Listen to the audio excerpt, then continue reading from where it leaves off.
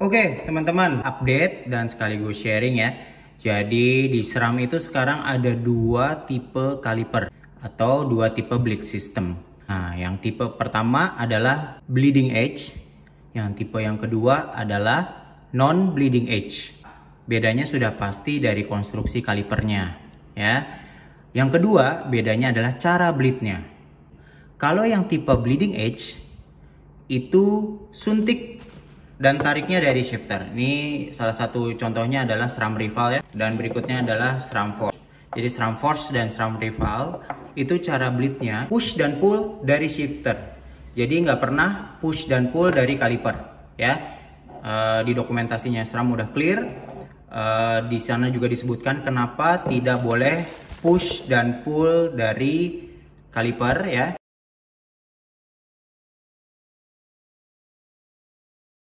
Karena dia tipenya bleeding edge. Di sini hanya pakai konektor aja ya. Hanya pakai konektor, plug begini terus kita putar ya. Nah, kalau kita suntik dan tarik dari sini, pertama di sini nggak firm ya. Jadi kalau ada tekanan yang tinggi dia bisa keluar. Gitu. Yang kedua, bleed sistemnya beda ya. Jadi bleeding edge ini bleed sistemnya beda. Jadi dia jauh dari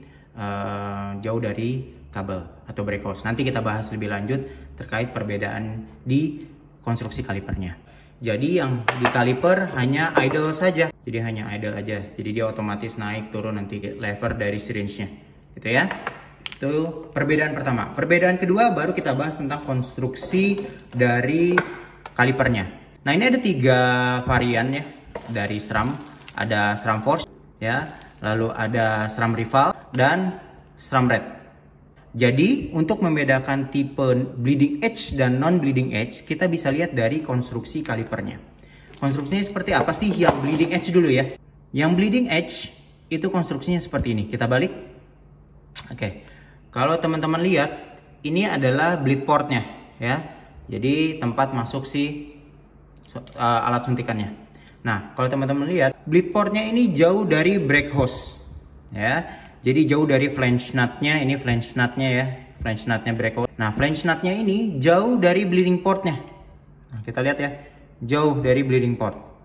Oke, ini SRAM Red. Nah, kita lihat benar nggak yang Rival ini juga tipe bleeding edge. Nah, kita lihat nih, kita balik. Ini bleed portnya di sini, nah, flange nutnya di sini. Jadi jauh jaraknya. Lalu yang Force D2 nih tipe baru nih ya. Nah, ini kita lihat juga bleed portnya jauh dari brake hose-nya. Gitu ya. Itu yang pertama.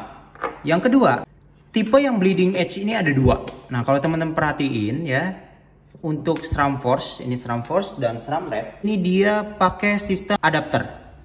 Nah, jadi di dalamnya sini ada adapter nih teman-teman. Heksagonal. Jadi nanti caranya kita tusuk seperti ini ya. Sampai bunyi klik gini, plug, baru kita putar. Tipsnya adalah kita putar dulu pakai kunci seperti ini ya. Baru tutup lagi sedikit aja. Nah, baru bisa dipasang. Baru kita putar pakai tangan. Nah, gitu ya. Oke. Ini tipe yang pakai adapter. Nah, tapi ada yang bleeding edge yang pakai drat atau SRAM sebutnya threaded. Ini ada di SRAM Rival. Ya. Ini pakai Torx T10 ya. Ini dibuka nanti seperti ini. Jadi yang membedakan tipe bleeding edge dengan non bleeding edge bukan dari oh ini dia threaded, oh ini dia pakai adapter, bukan ya. Tapi yang membedakan adalah ininya, tetap ya. Jarak antar bleed portnya dengan brake hose-nya ini jauh. Itu ya. Jadi tipe bleeding edge ada 2, tipe yang pakai adapter, ya ini heksagonal di dalamnya. Sama tipe yang threaded atau drat. Nah, ini dalamnya drat. Itu ada 2 tipe ya. Nah, kita lanjut ke tipe kedua dari kaliper, yaitu tipe yang non bleeding edge. Kayak apa sih ciri-cirinya? Tipe non bleeding edge ini biasanya ditemui di SRAM Apex. Ya, bedanya apa? Bedanya sudah pasti konstruksi ya, seperti yang sudah dibahas, dan cara bleednya. Pertama konstruksinya dulu nih.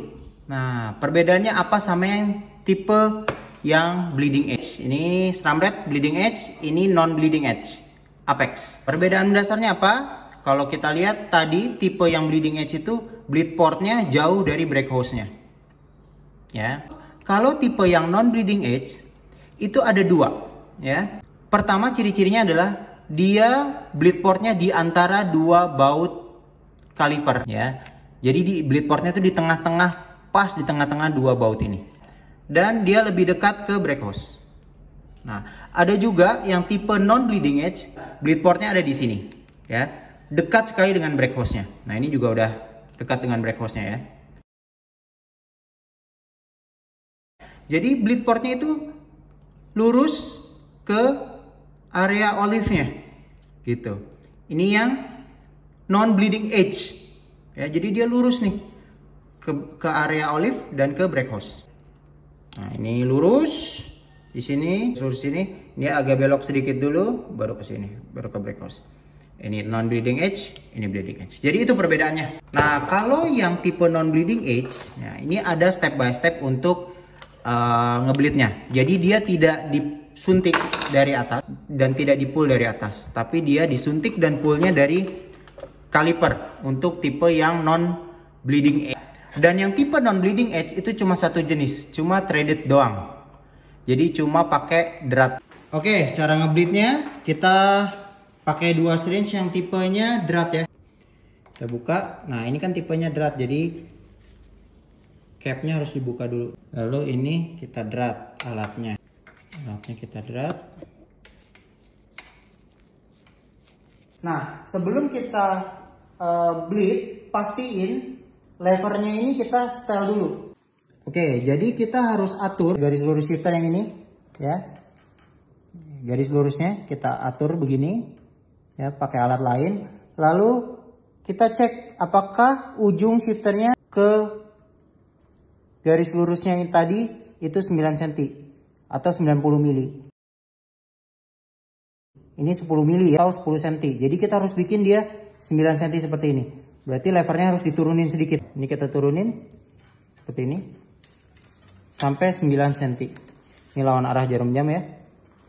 Oke, kita cek lagi. Oke. Nah, yang kita inginkan seperti ini sebelum kita ngebleed.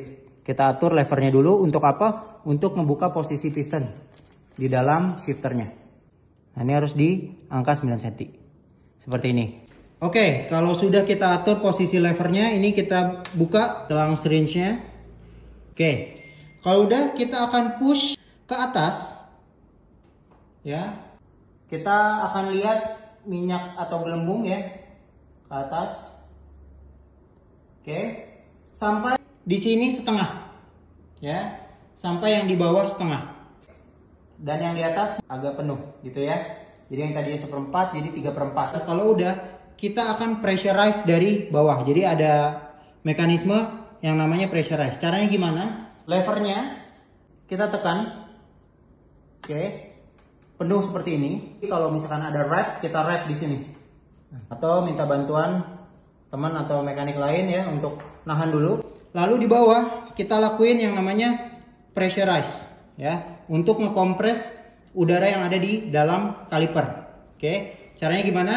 Kita push, kita pull. Nah, ini ada gelembung udara, ya.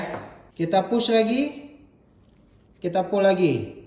Masih ada gelembung udara, ya. Oke, kita lakuin sampai, ya, sampai udara, gelembung udaranya sedikit sekali keluar. Kita push lagi, kita pull lagi. Oke, masih ada sedikit-sedikit.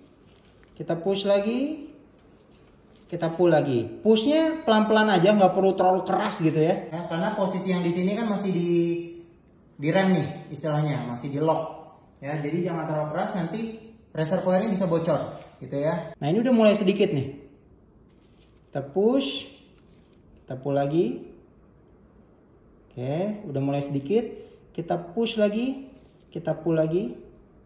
Masih ada sedikit, sampai sesedikit mungkin, atau bahkan kalau mau perfect sampai hilang gelembung udaranya. Oke, kita push lagi, kita pull lagi. Nah, kalau udah nggak ada seperti ini, kita push pelan-pelan, ya, kita push pelan-pelan sambil tangan yang di sebelah sini, ya, tangan yang di sebelah sini mengikuti tekanannya. Nah, ini kalau kita rasa ini tekanannya. Nah, ada nih. Pelan-pelan sampai mengikuti tekanannya. Sampai dia ke release full. Nah, sampai yang di bawah jadi enteng. Nah, kita push sedikit. Kalau sudah, kita tutup. Oke, lalu kita buka, lalu kita langsung tutup. Nah, ini kita kunci seperti ini. Nah, kalau udah, step terakhir adalah kita sama kayak yang di bleeding edge ya. Ini step terakhir, kita harus pressurize yang di shifter. Jadi untuk ngeluarin gelembung yang ada di shifter. Di sini di alatnya SRAM ada indikator ya, supaya kita nge-push yang nggak terlalu kencang ya, karena ini lemah sekali ya. Reservoir ini bisa jebol. Jadi kita push, tekan sampai ngangkat. Ini udah cukup ya. Lalu kita lakukan pull. Kita push lagi. Kita pull. Oke. Kita push lagi. Angkat. Kita pull. Nah, sampai nggak ada bubble. Ya, sampai di syringe-nya nggak ada bubble. Ini biasanya 10 kali lah. SRAM rekomendasinya 10 kali. Tapi kalau udah nggak ada bubble harusnya udah aman. Kita push sekali lagi terakhir, baru kita kunci. Nah, seperti ini. Oke, ya.